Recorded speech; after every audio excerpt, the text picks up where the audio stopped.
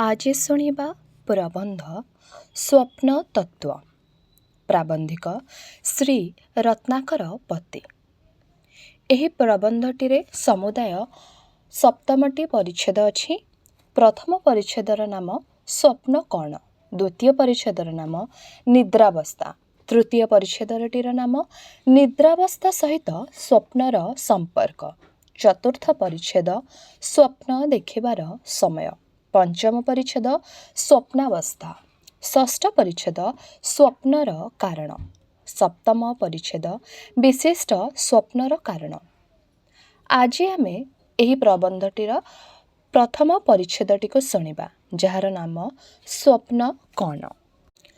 प्राय समस्ते स्वप्न देखि आसुअछन्ति, मात्र अति अल्प लोके एहार तत्व बुझी अछन्ति।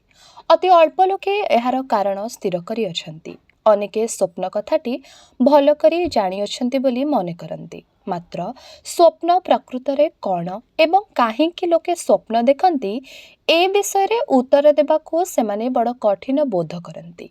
एहा स्वाभाविक, कारण जो सब विषय आम्भे माने प्रत्यह अनुभव करू से सबु आम्भ मानंकु बड़ सहज बोध हुए, तेणु सेगुड़िकर तत्व बुझिबाको इच्छा हुए नहीं।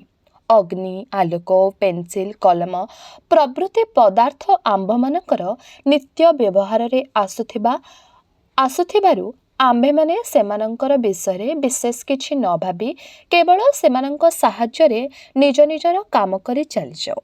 मात्र जदि सेमानंक विषय गोटे गोटे रचना लिखिबाकू केही आम्भ मानंकु कहे, ताहले आम्भ मानंकर कलम सहजरे चलिबो नाही, हाथ थरिबो मात्र। कारण एही विषय गुड़िक संबंध में आम मानकर साधारणतः अति अल्प ज्ञान अच्छी। स्वप्न विषय मध्य ठीक सही कथा। प्राय प्रतिदिन निद्रित थिबा बेले आम्भे माने स्वप्न देखिबा बोली एहा विषय किछि विशेष भाबी न थाउ। एपरिकी स्वप्न एही शब्दटी उच्चारण कलाक्षणी बोध हुए जेपरिकी आम्भे माने एहाको संपूर्ण रूपे बुझी पारि अछु। कथारे कहंती अति परिचय गौरव नष्ट। एही अति परिचय हेतु सिना स्वप्न परी गुरुतर विषयर गौरव नष्ट हो जाइछि, तेणु सिना आम्भे माने एहाको गोटिए बड़ कठिन विषय बोली मने करनाहु, किंतु प्रकृतरे देखिले कहिबाकू हेबो स्वप्न गोटिए बड़ जटिल विषय। मने पड़े दिने जणे बंधु को पचारिली, तुमे बिराड़ी को काहाकू कौन कहंती जान? एही कथा सुनी से तत्क्षण हसी उठिले, कहिले कौन बिराड़ी काहाकू कहंती तुमे जान नहीं? आउ एपरी कहारी को पचारिबो नहीं। पचारिले लोके कहबे तुम्भे निहाती बोका। मु आबाक होई रहिली। किछि समय परे कहली, हाँ बिराड़ी जंतुटी मते जणा, मात्र बिराड़ी काहाकू कहंती ए विषय मु उत्तर दे पारिबे नहीं। मु चाहे बिराड़ीर संज्ञा जामितिरु शिखी अछि सरल रेखा काहाकू कहंती, मात्र बिराड़ी काहाकू कहंती एहा वाक्य रे प्रकाश करबा मो पक्षरे बड़ कठिन होई पड़ी अछि। बिराड़ी आम्भ मानक आगरे सबुबेले यातायात करुअछि, तेणु एही जीवटी आम्भ मानक ठारे सुपरिचित, मात्र हेले कौन हेबो मु एहार संज्ञा दे पारु नहीं। सेहीपरि स्वप्नर कथा, एहार संज्ञा स्थिर करिबा बड़ कठिन। एहार प्रकृत लक्षण गुड़िक स्थिर करी से गुड़िक साहाय्य एहार संतोषजनक वर्णना देबा जेकोसी लोक पक्षरे कष्टकर। तेणु एही परिच्छेद रे स्वप्न काहाकू कहंती एही प्रश्नर उत्तर देबाकू चेष्टा करिबु। स्वप्न विषय गोटिए मोटामोटी विवरणी देबु। स्वप्न आउ किछि नुहे, केवल मनर गोटिए प्रक्रिया। एहा आम्भ मानकर निद्रावस्था घटी थाए। एही अवस्था आम्भे माने अनेक कथा देखु। जाग्रत अवस्था जेपरी नाना प्रकार घटना बा वस्तु आम्भे माने देखि पाऊ, ए निद्रावस्था मध्य सेहीपरि अनेक घटना देखा जाय थाए। एही घटना गुड़िक ही आम्भ मानकर स्वप्न। एही समय रे एपरि बोध हुए जेपरिकी आम्भे माने प्रकृत पदार्थ किंबा घटना सब देखिअछु। समय समय रे सोईथिबा बेले देखा जाय थाए जेपरिकी गोटाए साप आम्भ मानकु गोड़ाउछि ओ आम्भे माने ता आगरु पळाइबाकू जेते चेष्टा कले सुद्धा आम्भ मानकर पाद चलु नाही। सेहीपरि केही केही निद्रावस्था रे बहुत धन संपद लाभ करिथिबार आनंदित हेउथांती। केही केही पुणी सर्वस्व हराई घोर दुखरे कालयापन करुथांती। एहीपरि शत शत घटना लोक निद्रावस्था रे देखिबाकू पाए। ଏହି ଘଟଣାଗୁଡ଼ିକ ସତ୍ୟ ନହେଲେ ହିଁ ସତ୍ୟ ପରି ବୋଧ ହୁଅନ୍ତି। ଏହା ହିଁ ସ୍ୱପ୍ନର ଗୋଟିଏ ବିଶେଷତ୍ୱ। ପୁଣି ସ୍ୱପ୍ନ ଦେଖିଲା ବେଳେ ଲୋକ ଯାହା ଯାହା ଦେଖେ ସେସବୁ ବିଷୟରେ ସେ ଅଜ୍ଞାନ ନଥାଏ। ସେ ଜାଗ୍ରତ ଅବସ୍ଥାରେ ସମସ୍ତ ପଦାର୍ଥ ଓ ଘଟଣା ଭୁଲିଯାଏ ସତ୍ୟ। ତଥାପି ସ୍ୱପ୍ନରେ ଯାହା ସବୁ ଦେଖେ ସେଗୁଡ଼ିକ ବିଷୟରେ ସଚେତ ଥିଲା ପରି ବୋଧ କରେ। ତା ନ ହୋଇଥିଲେ ନିଦ୍ରା ଉଦ୍ଭବରେ ସେ ତାହାର ସ୍ୱପ୍ନ ବର୍ଣ୍ଣନା ଦେଇପାରନ୍ତା ନାହିଁ। ଆମ୍ଭେମାନେ ପ୍ରତି ସ୍ୱପ୍ନର ଶେଷରେ ଉଠିପଡ଼ି ମନେକରୁ ଯେପରିକି କ'ଣ ଗୋଟାଏ ଘଟଣା ନେଇ ବ୍ୟସ୍ତ ଥିଲୁ। କେବଳ ସେତିକି ନୁହେଁ, ଅନେକ ସମୟରେ ସ୍ୱପ୍ନରେ ଦେଖିଥିବା ବିଷୟଗୁଡ଼ିକ ଅବିକଳ ବର୍ଣ୍ଣନା କରି ତାହାର ଫଳାଫଳ ବିଚାର କରୁ।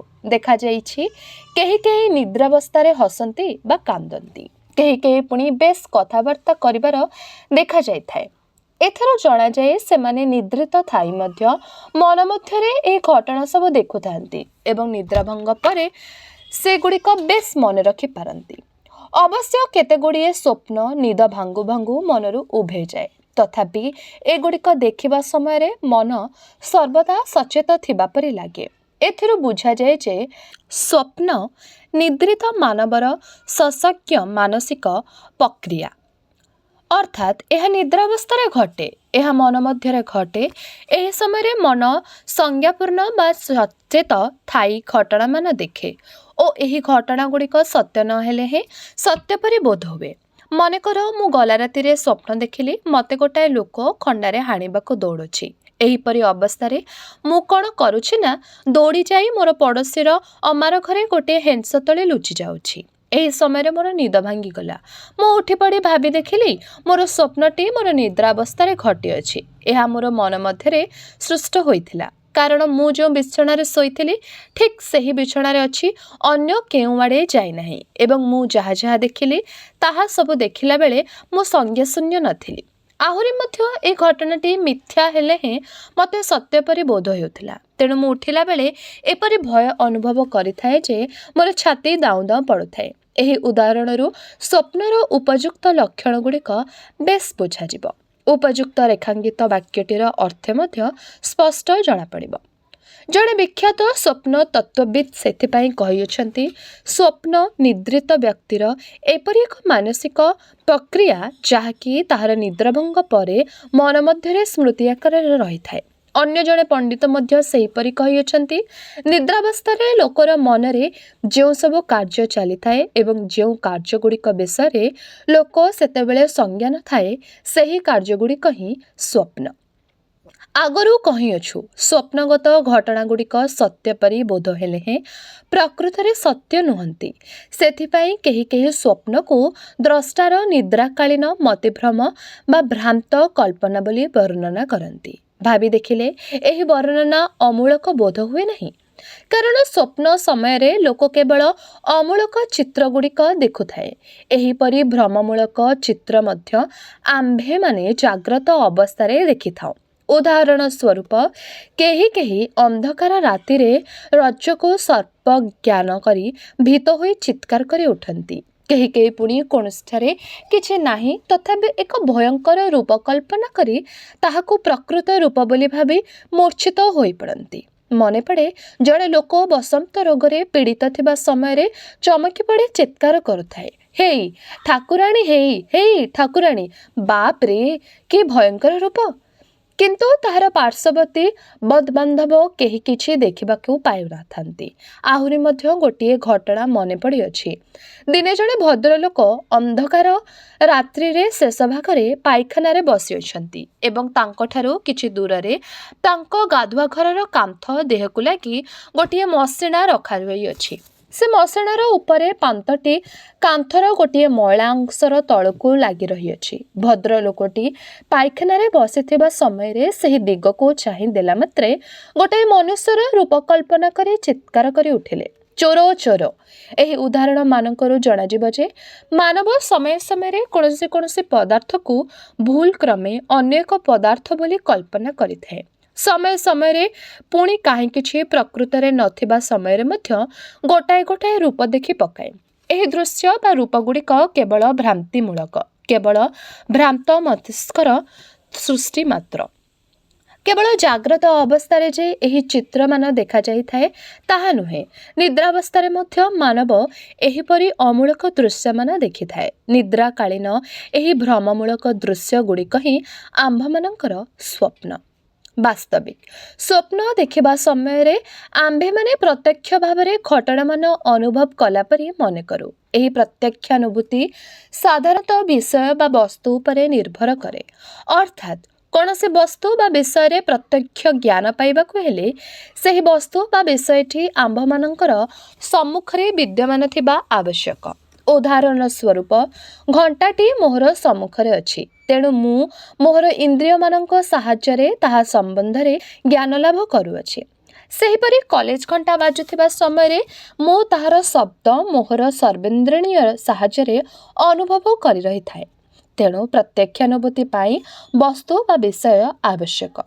एहीपरि स्वप्नगत घटना गुड़िक प्रत्यक्ष अनुभूति बोली कुहा जाय पारे। मात्र ए प्रत्यक्षानुभूति समय रे आंभमानक सम्मुखरे वस्तु बा विषय किछि विद्यमान न थाए। तेणु स्वप्न को एक प्रकार विषयहीन प्रत्यक्षानुभूति बा परसेप्शन विदाउट ऑब्जेक्ट्स बोली कहले चले।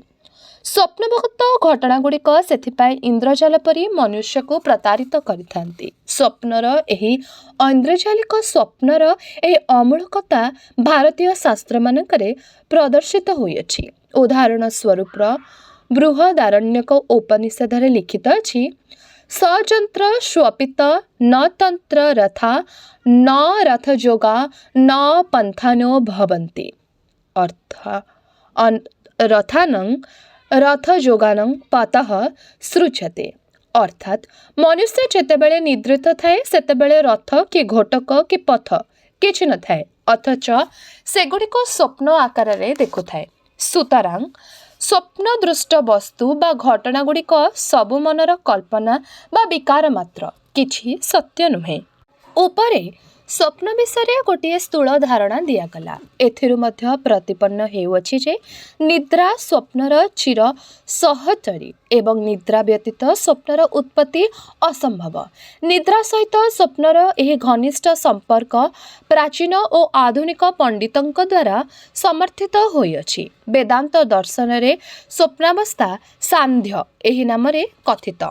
यह जागरण और सुसुप्ति एही उभय अवस्थार मध्यवर्ती अवस्था। यह जाग्रत अवस्था ठारू भिन्न, कारण एही अवस्था मानव संज्ञान थिले हें अज्ञान परि सबुबले असत्य दृश्य को सत्य बोली मने करे। आहुरी मध्य यह सुसुप्ति ठारू पृथक, जेहेतु सुसुप्ति समय रे कोनसे स्वप्न देखा जाए नहीं। से जहा हो स्वप्नर जे निद्रा संगरे घनिष्ठ संबंध रही एथिरे किछि संदेह नहीं। तेणु स्वप्नर प्रकृत तथ्य बुझिबाकु हेले निद्रावस्थार आलोचना करिबा नित्यांत आवश्यक। तेबे एहिठारे शेष होला श्री रत्नाकर पतिंकर प्रबंध स्वप्न तत्वर प्रथम परिच्छेद। आगामी अध्याय एही प्रबंधटीर अन्य परिच्छेद गुड़िको आमे सुनिबा। रहिली, नमस्कार।